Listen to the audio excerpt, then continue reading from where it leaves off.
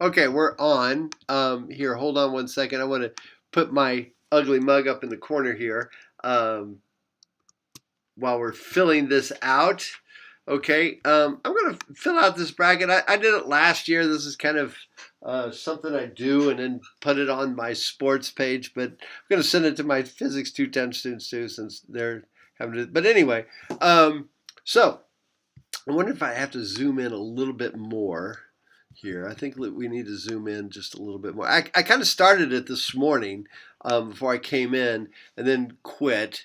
Uh, well, let's just keep going. So Houston, San Diego, I have no idea who's going to win that. I harken back to the Phi Slamma Jamma days with Guy Pearce and what was his name? Guy something was their coach. He was one of the originals. Montana's going to beat Michigan.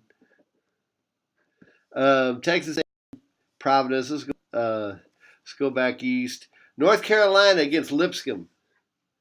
What the hell's a Lipscomb? Anyway, I mean, it looks like they probably play pretty. I mean, never go to a college where people say, "Oh, where are you going to school?" Lipscomb, and they kind of look at you like, what's that? It sounds like some kind of, you know, some kind of balm you'd put on before you go skiing or something. Oh, I forgot my Lipscomb. Anyway, so I'm going to go with UNC. And then Roy's going to cry because Providence is going to beat him. All right. And then Houston will beat Montana. Then Houston's going to get to the Elite Eight and probably get spanked by somebody. The Zags here. Xavier will beat Missouri. And then the Zags. And I'm getting the Zags to the Final Four. All right. So there we go. Cincinnati State. I already picked Cincinnati against Nevada. Let's go with Cincinnati. I like Loyola. Loyola was one of the original. They had a lot of African American players back in 1964 when they won the NCAA championship. I mean, the UTEP thing gets a lot of press, but Loyola was the same way. And it caused some heartache with schools like Kentucky, you know, which anyway. So I already picked Kentucky, but I have to be honest. I have to be completely honest. I like John Calipari. I like the way he gives the middle finger to the NCAA and especially to the holier than thou sportscasters with his one and done policy. You know, because these kids, this is $11 billion is going to be made off the backs of these kids. You know what they're going to get? Squat. Say, oh yeah, they're getting free education. Shit. We've got them on the road from October until March. They're not going to class. They can't go to. There's no way they can get a decent. There's a handful that get that can major in something where they can go pre-med or they can go into business or something like that. But most of them have to take a course where they're taking things like where all they get to do is take online or physical sport and tutors and stuff that'll help through it. But you know, yeah, we give them an education until their coach gets fired. Then you know what happens to them once their coach gets fired? They could lose their scholarship because he's going to bring in his own boys that he's going to make $1 million off of, and they're going to get squat. So parts of me doesn't want to participate in this at all.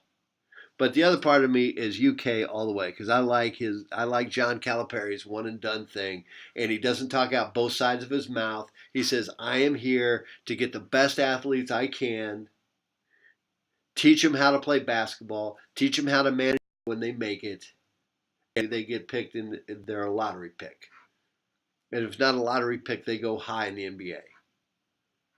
And we need to teach them how to manage their money once they do that. UVA is going to beat, and of course UVA, who does everything right. Pound sand, UVA. There we go. All right, and let's go with Loyola. Oh, Loyola, Kentucky, that'd be great. I'm going to get John Calipari's against the Zags. Got to go with the Zags here. They'll have run out of gas by then. All right, so let's go to the other side. real quick. Villanova.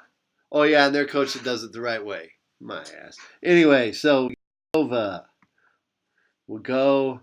Virginia Tech.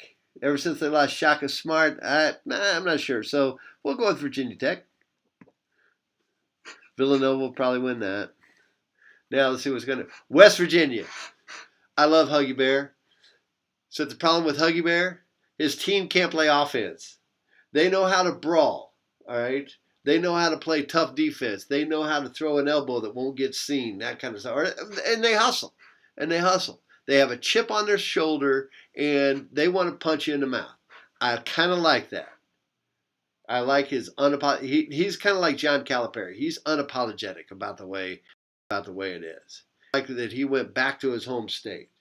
And he makes a lot of money off the backs of those kids, but he also watches out for them. All right, so see, I'm doing a more personality of coaches. Wichita State. We'll move on. Hopefully over Marshall. This will be a tough one, but I think West Virginia's too tough for them. And then Villanova will win this one. Damn, I hate it. They got an easy path, don't they? St. Bonaventure. St. Bonaventure was back in the 70s when I was first getting it. So I'm going to go with St. B just for giggles over Florida here. Stephen F. Austin. Okay. And then Stephen F. Austin here. And then, 40 minutes of hell. Gotta go with Arkansas. Of course, things have probably changed. Purdue plays pretty good basketball, actually. So Purdue, well, I think they'll take care of Fullerton pretty easily. And this is a good game right here. Let's go with Arkansas.